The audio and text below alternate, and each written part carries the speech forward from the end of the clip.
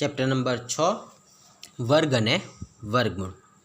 सौ प्रथम આપણે જોઈએ આ ચેપ્ટરમાં કે વર્ગ અને વર્ગમૂળ। વર્ગ અને વર્ગમૂળની અંદર આપણે વાત કરીએ તો આપણે એવું જોવાનું છે કે પહેલાં તો આપણે શીખવાનો છે વર્ગ, ત્યાર પછી જોઈએ આપણે કે પૂર્ણ વર્ગ સંખ્યા કેટલી। પૂર્ણ વર્ગ સંખ્યા પરથી આપણે જે તે સંખ્યાનું વર્ગમૂળ કાઢવું તો કેમ કેમ કાઢવું। तो सौ प्रथम याद एवं राखवानुं के पूर्ण वर्ग संख्या होय एमनुं ज वर्गमूळ शक्य है, बाकी संख्याओनुं वर्गमूळ शक्य नथी। तो सौ प्रथम पूर्ण वर्ग संख्या केवी रीतना बने छे, तो आपणे 1 થી 20 संख्याओना वर्ग लई नक्की करीए। तो सौ प्रथम जोईए वर्ग, एनी अंदर 1 नो वर्ग। 1 नो वर्ग मतलब के 1 ની 2 घात। આપણે ધોરણ 7 માં પણ વાત કરી હતી ઘાત અને ઘાતાંકના નિયમોની। आ घात है मतलब के 1 ની કેટલી घात है 2 घात। तो 1 નું 2 વખત પુનરાवर्तन થાય એવું કહી શકાય છે, मतलब કે 1 ગુણ્યા 1 બરાબર થશે 1। એ રીતના જોઈએ આપણે 1 પછીની સંખ્યા 2 નો વર્ગ બરાબર થશે 2 ગુણ્યા 2 બરાબર થશે 4। ત્યાર પછી 3 નો વર્ગ 3 ગુણ્યા 3 બરાબર થશે 9। ત્યાર પછી 4 નો વર્ગ 4 ગુણ્યા 4 बराबर थशे 16। त्यार पछी 5 नो वर्ग 5 गुण्या 5 बराबर थशे 25। 6 नो वर्ग 6 गुण्या 6 बराबर 36। वर्ग छे एटले मतलब के 2 घात छे तो 2 वखत पुनरावर्तन गुणाकार में। 7 नो वर्ग 7 गुण्या 7 बराबर 49। 8 नो वर्ग 8 गुण्या 8 बराबर 64। 9 नो वर्ग 9 गुण्या 9 बराबर 81। 10 नो वर्ग 10 गुण्या 10 बराबर 100। त्यार पछी 11 नो वर्ग 11 गुण्या 11 बराबर 121। 12 नो वर्ग 12 गुण्या 12 बराबर 144। 13 नो वर्ग 13 गुण्या 13 बराबर 169। 14 नो वर्ग 14 गुण्या 14 बराबर 196। 15 नो वर्ग 15 गुण्या 15 बराबर 225। 16 नो वर्ग 16 गुण्या 16 बराबर 256। 17 नो वर्ग 17 गुण्या 17 बराबर 289। त्यार पछी 18 नो वर्ग 18 गुण्या 18 बराबर 324। 19 नो वर्ग 19 गुण्या 19 बराबर 361। અને 20 નો વર્ગ જોઈએ 20 ગુણ્યા 20 બરાબર 400। આપણે 1 થી 20 ના વર્ગ લખ્યા। આની અંદર જોયું આપણે કે 1 4 9 16 25 36 49 64 81 આ બધી જ સંખ્યાઓ પૂર્ણ વર્ગ સંખ્યા છે, જેનો વર્ગ કરતાં જે સંખ્યા પ્રાપ્ત થાય એ સંખ્યાને પૂર્ણ વર્ગ સંખ્યા કહે છે। માટે ધારો કે આપણે જોવું હોય કે વર્ગમૂળની વાત કરવી હોય તો વર્ગમૂળનો પહેલો તો સંકેત છે રૂટ। આને રૂટ તરીકે બોલીશું આપણે ઇંગ્લિશમાં। તો ધારો કે રૂટમાં દર્શાવીએ 100 તો 100નું વર્ગમૂળ થશે 100 કોનો વર્ગ છે 10નો, તો 100નું વર્ગમૂળ થશે 10। આ રીતના આપણે વર્ગમૂળ મેળવી શકીએ છીએ। જોઈએ આપણે આગળ વર્ગ જોયા। હવે જોઈએ પૂર્ણ વર્ગ સંખ્યાઓની પૂરી વાત। તો પૂર્ણ વર્ગ સંખ્યાઓ એટલે કે આપેલી સંખ્યા જો કોઈ पूर्णांकनो वर्ग होय तो आपेली संख्या जो कोई पूर्णांकनो वर्ग होय तो आपेली संख्या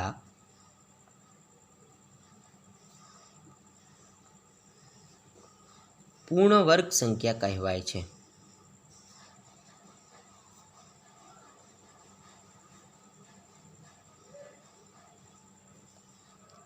दाखला तरीके अपने बात करिए कि 6 गुण्या 6 एटले कि 6 नो वर्ग थयो बराबर थशे 36। तो आ जे 36 मळे छे ए 36 ने आपणे पूर्ण वर्ग संख्या तरीके कही शकीए छीए। એના પછી જોઈએ આપણે કે દરેક સંખ્યા પૂર્ણ વર્ગ સંખ્યા ન હોય. મેં તમને આગળ પણ વાત કરી, પૂર્ણ વર્ગ સંખ્યા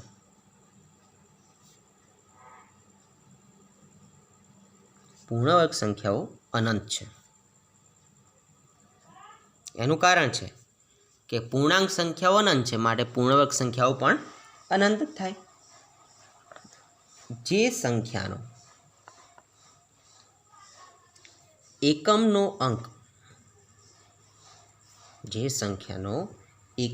અંક એક અથવા 9 હોય તે સંખ્યાનો વર્ગ કરતા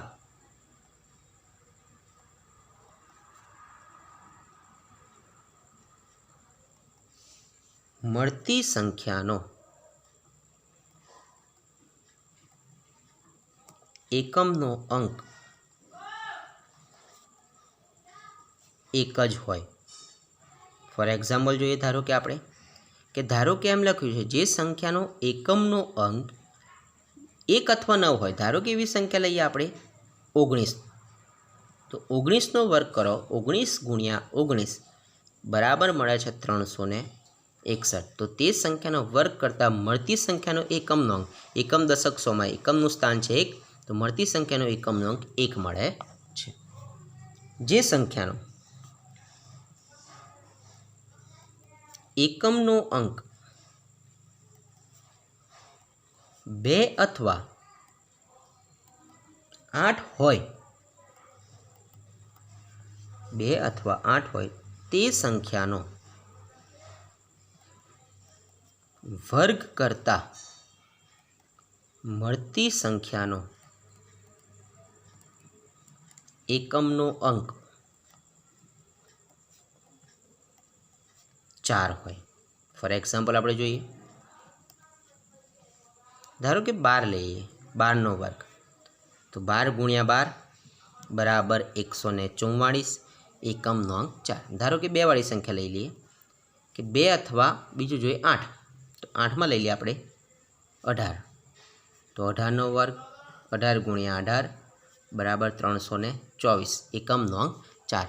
તો આવું કોઈ પણ તમે 28 લો, 38 લો, કોઈ પણ સંખ્યા લો, એ રીતના 2 વાળી કોઈ પણ એકમ, જે સંખ્યાનો એકમનો અંક 2 અથવા 8 હોય તે સંખ્યાનો આપણે વર્ગ કરીએ તો એ વર્ગ કરતાં મળતી જે સંખ્યા મળે જવાબમાં, એનો એકમનો અંક આપણને 4 જ મળે છે.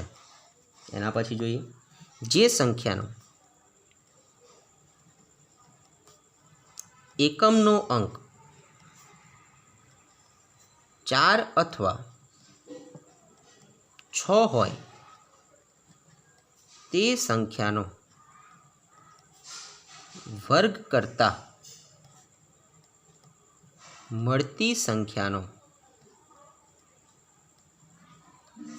એકમનો અંક 6 હોય. ફોર એક્ઝામ્પલ જોઈએ આપણે કે 4 અથવા 6 હોય. ધારો કે લઈએ 14, તો 14 ગુણ્યા 14 કરીશું તો 196, એકમનો અંક 6. ધારો કે બીજું એક્ઝામ્પલ લઈએ આપણે, બીજું લખ્યું છે 4 અથવા 6, તો લઈએ 6 વાળી સંખ્યા 16નો વર્ગ, તો 16 ગુણ્યા 16 બરાબર 256, તો મળે છે આપણને 6. મતલબ કે જે સંખ્યાનો એકમનો અંક 4 અથવા 6 હોય તે સંખ્યાનો વર્ગ કરતાં મળતી સંખ્યાનો એકમનો અંક 6 મળે છે. એના પછી જોઈએ, જે સંખ્યાનો એકમનો અંક 5 હોય તે સંખ્યાનો વર્ગ કરતાં મળતી સંખ્યાનો એકમનો અંક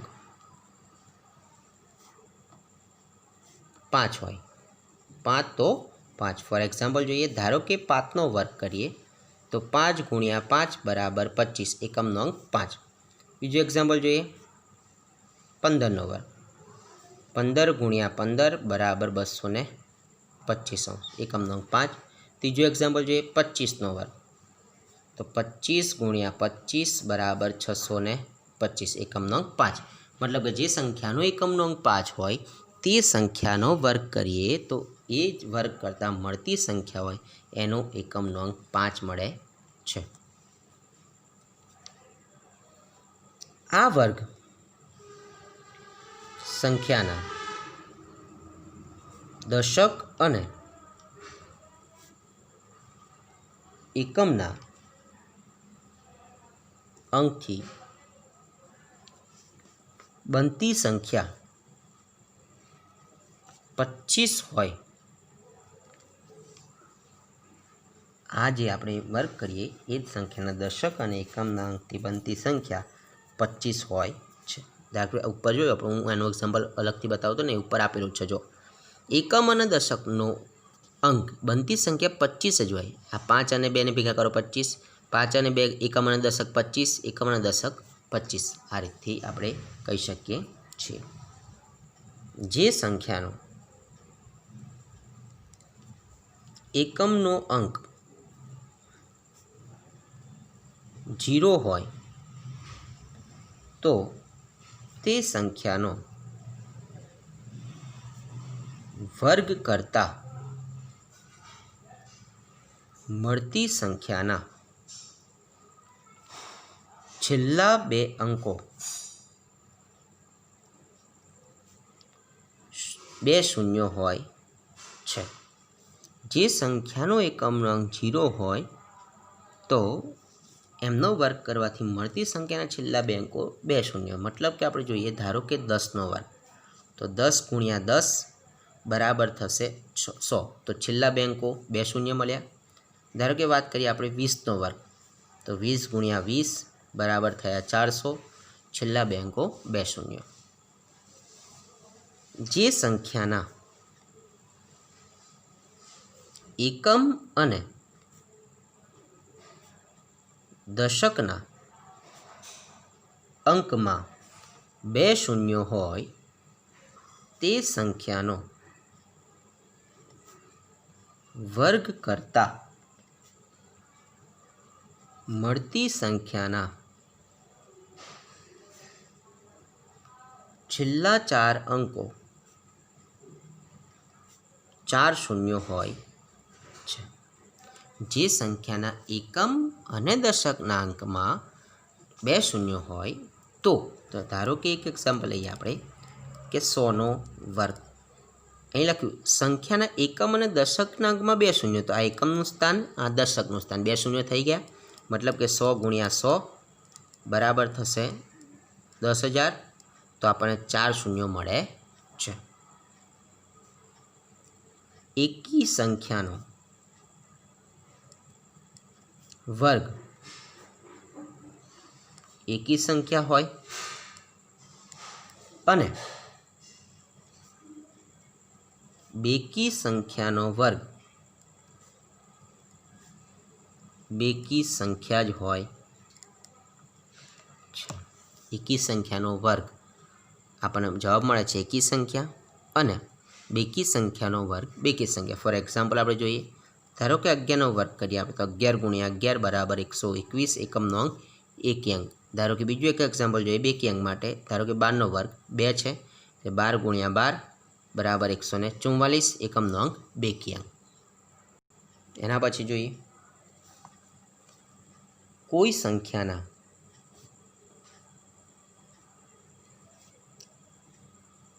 एकमना स्थानमा शून्य होय परंतु दशकना स्थानमा शून्य न होय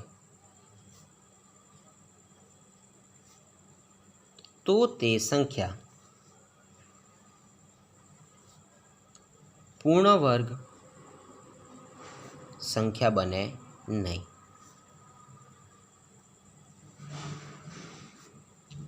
कोई संख्याना एकम दशक अने 100 ना स्थानमा शून्य होय પરંતુ હજારના સ્થાનમાં શૂન્ય ન હોય તો તે સંખ્યા પૂર્ણ વર્ગ સંખ્યા બને નહીં.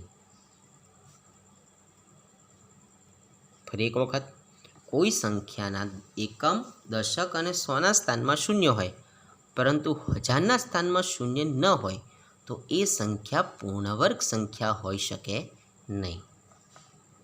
એના પછી કોઈ સંખ્યાના એકમના અંકમાં 5 હોય પરંતુ દશકના સ્થાનમાં 2 ન હોય તો તે સંખ્યા પૂર્ણ વર્ગ બનશે નહીં. આપણે આ બધી ટ્રીક છે, તમારા થિયરી યાદ રાખવાની છે, જેથી કરીને ચેપ્ટરમાં સરળતાથી આપણે કહી શકીએ કે પૂર્ણ વર્ગ સંખ્યા શોધવી ના પડે. સરળતાથી કહી શકીએ કે પૂર્ણ વર્ગ સંખ્યા બનશે કે નહીં બને. કોઈ સંખ્યાના એકમના અંકમાં 5 હોય પરંતુ દશકના સ્થાનમાં 2 હોય, 2 ન હોય તો આપણે કહી શકીએ કે આ પૂર્ણ વર્ગ સંખ્યા છે નહીં. જે સંખ્યાનો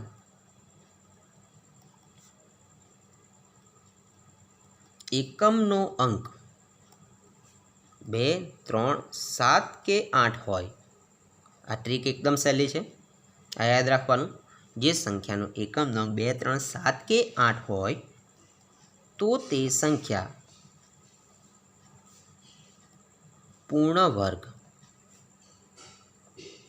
સંખ્યા હોઈ શકે નહીં.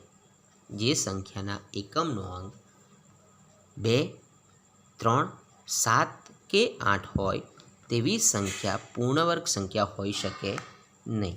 અને જે સંખ્યાના એકમ, દશક અને સોના સ્થાને શૂન્ય હોય તો તે સંખ્યા પૂર્ણ વર્ગ સંખ્યા હોઈ શકે નહીં. ફરી એક વખત, એકમનો અંક 2, 3, 7 કે 8 અને એકમ, દશક અને સોના સ્થાને શૂન્ય હોય તો એ સંખ્યા પૂર્ણ વર્ગ બની શકે નહીં. એના પછી જોઈએ વર્ગમૂળ. જે સંખ્યાના વર્ગથી પૂર્ણ વર્ગ સંખ્યા બની છે તે સંખ્યાને આપેલ સંખ્યાનું વર્ગમૂળ કહે છે. ધારો કે આપણે વાત કરીએ કે 5નો વર્ગ બરાબર 25 છે. માટે આપણે બોલ્યા જે સંખ્યાના વર્ગથી પૂર્ણ વર્ગ સંખ્યા બની, મતલબ કે આ કઈ સંખ્યાના વર્ગથી બની? 5ના વર્ગથી બની આપણને 25. તો જે સંખ્યાના વર્ગથી પૂર્ણ વર્ગ સંખ્યા એટલે કે 25 બની તે સંખ્યાને આપેલ સંખ્યાનું વર્ગમૂળ કહેવાય. માટે 25નું વર્ગમૂળ કેટલું થાય? 5 છે. વર્ગમૂળ દર્શાવવાનો સંકેત જોઈએ. વર્ગમૂળ દર્શાવવા માટેનો સંકેત રૂટ છે, અને ઇંગ્લિશમાં આપણે રૂટ કહીશું. ધારો કે આપણે જોઈએ કે 7નો વર્ગ 49 થાય, તેથી 49નું વર્ગમૂળ 7 છે. મતલબ કે એટલે કે √49નું વર્ગમૂળ બરાબર 7. આ રીતથી આપણે એનું વર્ગમૂળ દર્શાવી શકીએ છીએ. 7નો વર્ગ 49 થાય, માટે 49નું વર્ગમૂળ 7 છે, તો √49 બરાબર 7 થાય છે. ધારો કે જોઈએ 1નું વર્ગમૂળ 1 એને સંકેતમાં લખાય √1 બરાબર 1 અને એવું બનાય કે 1નું વર્ગમૂળ બરાબર 1 આ રીતે આપણે વર્ગમૂળ દર્શાવી શકીએ છીએ।